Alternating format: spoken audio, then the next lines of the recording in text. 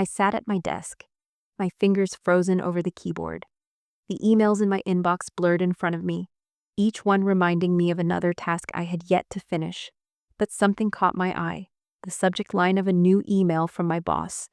A weekly update about the progress of our department's biggest project. I clicked it open without thinking, ready to see the usual updates. But what I saw made my heart drop. There it was, a report attached to the email. A report I had spent weeks crafting. A report I had poured countless hours into. Late nights, early mornings, endless revisions. And there, right at the top of the document, was my brother Jason's name. Highlighted in bold. Prepared by Jason Hill. I blinked, staring at the screen, trying to process what I was seeing. It couldn't be. Jason had no involvement in this project. He hadn't even been at the meetings. It had been me, day after day, battling through the complexities, solving problems, making sure everything aligned perfectly. But now, here it was, in black and white. He was taking credit for it all. I leaned back in my chair, the weight of the discovery sinking in. For a moment, I felt like the world around me was spinning. Jason had always been the golden child, charming, confident, always in the spotlight, while I was the quiet one, the behind-the-scenes worker, the one who kept everything running smoothly without ever asking for recognition. But this was different. This was my work, my sweat, my dedication. And now he was going to steal it? My mind raced. Was this a mistake? Could someone have made an error in naming the report? I opened the document, scanning through it. There were sections I recognized immediately, sections I had written, data I had researched. Every word screamed my name, yet Jason's was the one taking the credit. I couldn't just let this slide, but what could I do? If I confronted him now, he'd just deny it. He always had a way with words. He could talk his way out of anything. I closed the email and rubbed my temples, feeling the anger building inside me. I knew I had to be smart about this. Jason wasn't just going to walk away with my hard work without consequences. Not this time. I had to gather proof, something irrefutable, something that no one could ignore. But for now, I had to bide my time. I forced myself to take a deep breath, looking at my phone to distract myself. The notification from our team chat popped up, reminding me about the upcoming meeting in an hour. Jason would be there too.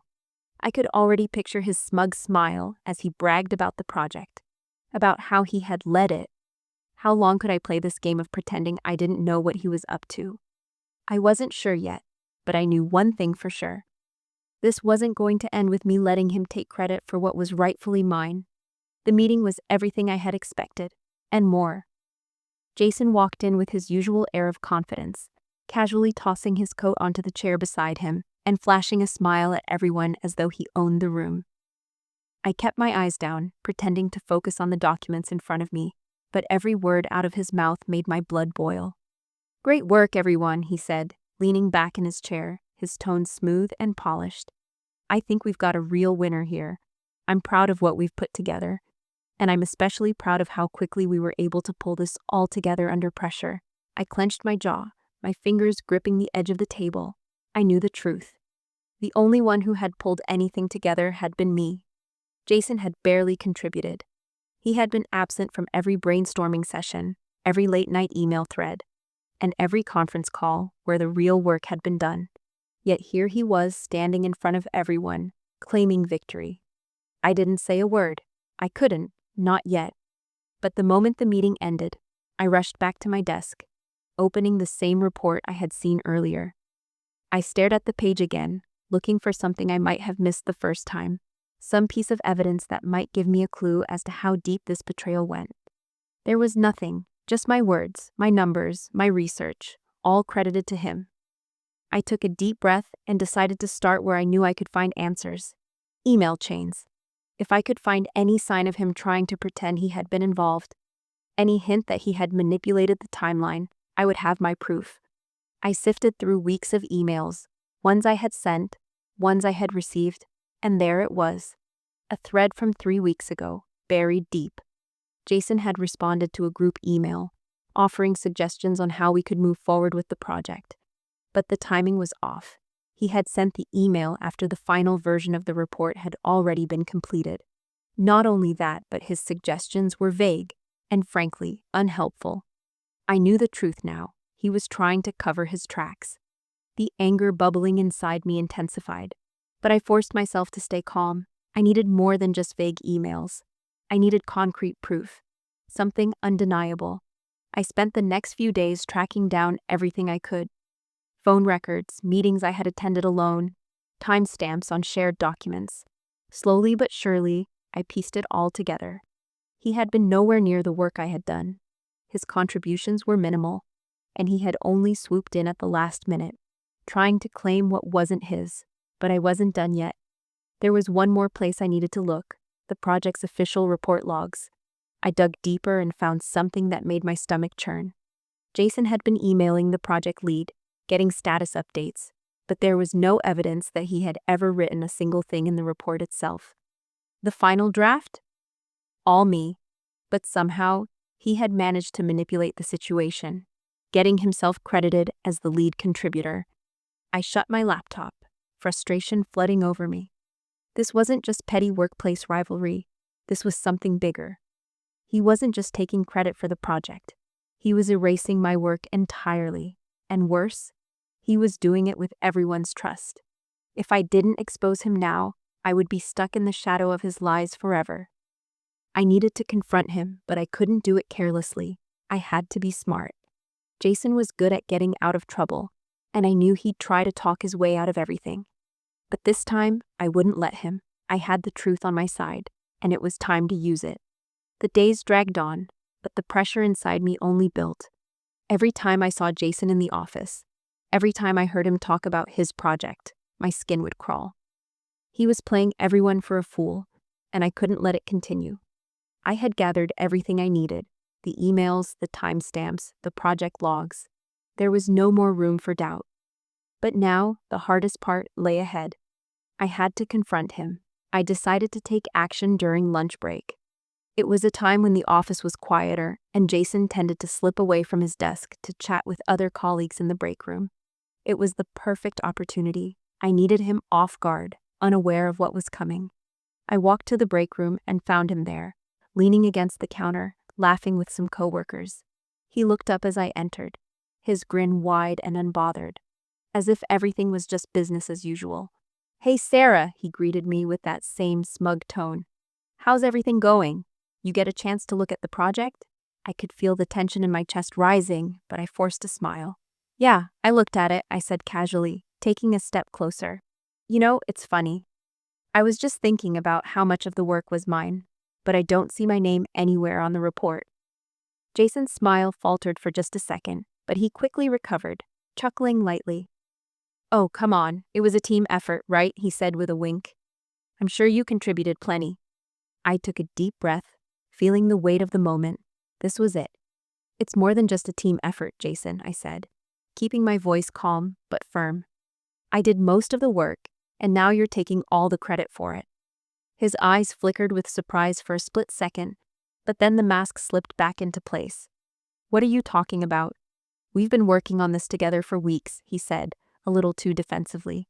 "No, Jason," I said, my voice hardening. "You weren't involved. You weren't there when the deadlines were looming, when the data needed to be analyzed, when the final draft was being put together. You didn't do any of it. I did." The smile that had been so effortless moments ago was now replaced with a tight, tense line. He opened his mouth to say something, but I cut him off. "I've got all the proof, Jason," I said, holding up my phone. "The emails, the logs, the timestamps, they all show you weren't involved. You've been taking credit for everything I've done, and I'm not going to let it slide anymore." His face flushed with a mixture of anger and panic. "What is this? Are you seriously accusing me of stealing your work? This is ridiculous." I shook my head, feeling the satisfaction of finally saying the words that had been building up inside me for so long. "I'm not accusing you, Jason. I'm exposing you, and I'm going to make sure everyone knows the truth. The project's success? That's mine, not yours." For a moment, he stood there in stunned silence, his face a mix of disbelief and frustration. But then, his usual confidence returned, albeit more shakily. "You can't do this, Sarah," he said, his voice lowering to a dangerous tone. If you try to pull this, you're going to ruin everything. Do you really want to burn our family like this? You'll regret it. I stared at him, feeling the final remnants of doubt vanish. This wasn't about family anymore. This was about principle. You've already ruined it, Jason, I said softly. I'm just making sure everyone knows who you really are. And with that, I turned and walked out of the break room, leaving him standing there, his face twisted in anger and humiliation. The confrontation with Jason was just the beginning. I could feel the weight of the decision settle over me as I walked away from the break room. It wasn't enough to just confront him. I had to make sure the truth was undeniable. I needed backup, and I wasn't going to rely on Jason's word alone to get my point across. I sat at my desk, my mind racing with the next steps. I knew Jason would deny everything, he always did. But I had something stronger than just my word. I had the evidence. And now, I needed to find people who would stand by me, who would help me bring Jason's lies to light. The first person I reached out to was Anna, my best friend and someone who had been there for me through thick and thin. She was always level-headed, and she was someone who had witnessed my commitment to the project firsthand. I sent her a text, asking if we could meet for coffee. Her reply came almost instantly. Of course, let me know when. We met at a small cafe around the corner from the office. As soon as she sat down, she could tell something was off. What happened? She asked, her voice full of concern. You've got that look in your eye. Something's wrong. I didn't waste any time. I told her everything, how Jason had stolen my work, how he had manipulated the situation to take credit for what I had done, and how I had confronted him. Anna listened quietly, her brow furrowed in disbelief. Are you serious? She asked when I finished. He really did that? I nodded. I have all the proof, emails, document logs, everything, but I'm not going to just let it go. I'm going to expose him. She leaned back in her chair, crossing her arms. I'm with you on this, she said, her voice firm. You can't let him get away with it. You've worked way too hard for him to take all the credit. I know, but I can't do this alone. I need more than just the evidence. I need support, I said, my voice quiet but determined. Anna didn't hesitate. What do you need from me? I need you to help me make sure everyone knows the truth. I want to make sure this isn't brushed under the rug. If you can help me talk to some of the team members who've seen the work I've put in, that would be huge. She nodded. I'll do whatever it takes. You deserve to have your hard work recognized. Jason won't get away with this. I felt a sense of relief wash over me. I wasn't alone in this fight. With Anna's support, I felt more confident. But there was still more to be done. I couldn't just rely on friends and allies to carry the weight. I needed to approach this methodically. I had to bring the issue to the higher-ups, and I had to do it in a way that left no room for doubt.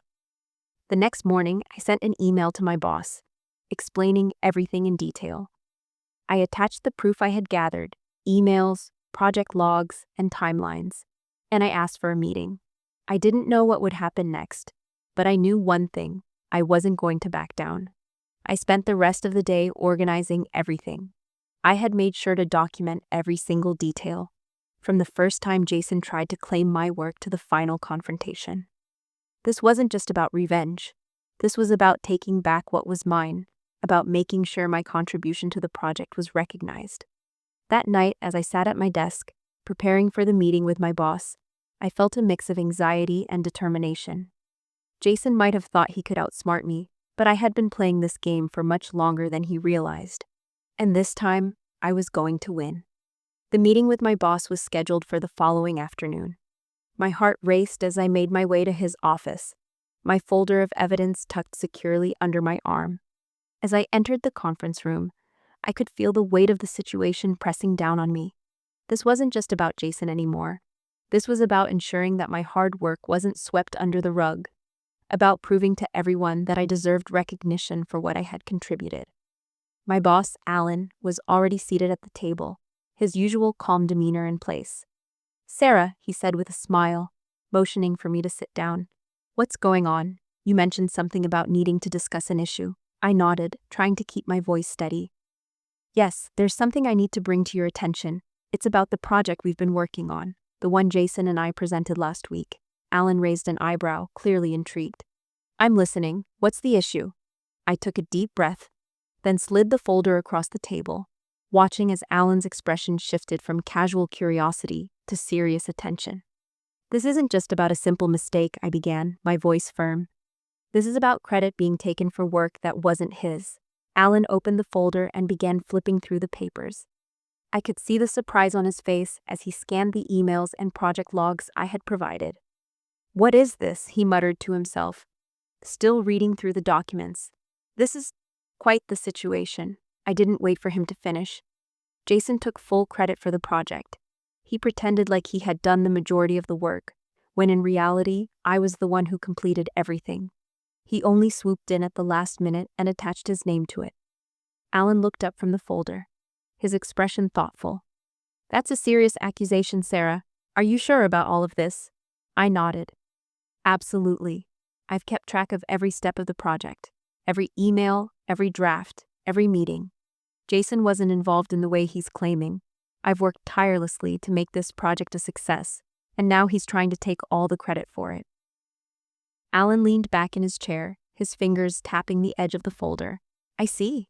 And what do you want me to do about this?" I straightened my back, feeling the weight of the moment. I want the truth to be known. I want Jason to be held accountable for his actions. He can't keep using my hard work to further his own career. It's not just unfair, it's dishonest. And I'm not going to let him get away with it. Alan sat in silence for a moment, processing everything I had said. Finally, he spoke.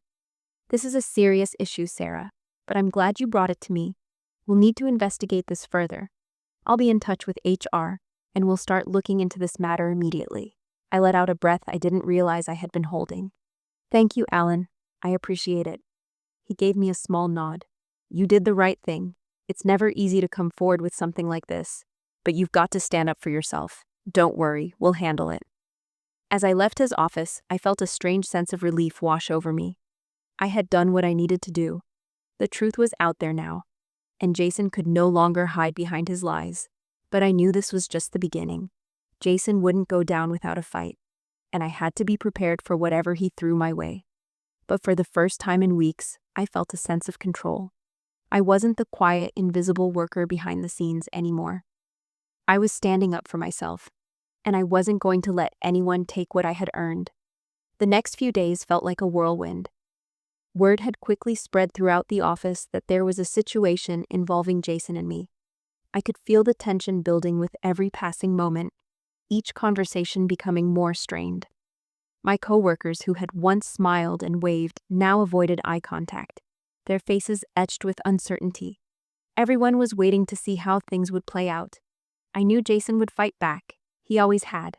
He had a way of manipulating situations, twisting words, making himself look like the victim when, in reality, he was the one at fault. But what I hadn't expected was the way he would try to turn everyone against me. The first sign of trouble came during a lunch break, when one of my colleagues, Rachel, pulled me aside in the cafeteria. Her eyes were wide with concern. "Sarah," she said, lowering her voice, "I just spoke to Jason. He's telling people that you're just jealous of his success. He's saying you've always resented him for getting more recognition." I felt a rush of heat in my chest. "What?" I replied, barely able to control my surprise and anger. "That's the story he's telling people," Rachel nodded. "He's trying to make you look like the bad guy. He's saying you're just bitter that he got the credit for the project. And he's telling everyone that he's been carrying you, that you were too busy to handle things on your own." I stared at her, taking a moment to digest what she was saying. Jason had always been manipulative, but this was next level.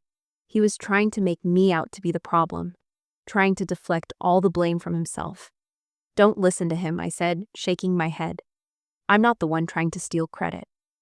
I have the evidence to prove everything he's done. It's all documented." Rachel hesitated, clearly torn. "I know you're telling the truth, Sarah," she said quietly. "But Jason's got everyone wrapped around his finger. People are starting to doubt what you've said, especially with the way he's spinning things." I clenched my fists, frustration building inside me. Jason was playing dirty, and he was playing it well. It was a battle for my reputation now, not just for the credit I deserved. If I didn't act fast, Jason's lies could start to overshadow everything I had worked for. I knew I had to do something more, something that would shut him down once and for all. The only way to fight back was to make sure that the people in charge, my boss, HR, knew exactly who Jason was and what he had done. If they hadn't seen it already, they needed to understand how deeply Jason had been manipulating the situation. I spent the next few days quietly gathering every shred of evidence I could find: emails, project drafts, even phone records, making sure everything was in order. I knew I had to be thorough. Jason might try to twist things, but he couldn't argue with hard facts. Then came the day when Alan called me into his office again. I walked in, my heart pounding, but this time I was prepared. I had everything laid out before him, an airtight case. "Sarah," Alan began, his tone somber, "we've been looking into this matter carefully. After reviewing the evidence you provided, we've spoken to some of your colleagues, including Rachel. It seems there's been some confusion around what exactly happened during the project." I nodded, keeping my expression neutral. "I've done my best to be honest about what I've contributed, Alan. Jason has been actively trying to rewrite history, and it's only gotten worse since I came forward." Alan sighed, rubbing the back of his neck. "I can see that. And Jason's behavior has raised some red flags.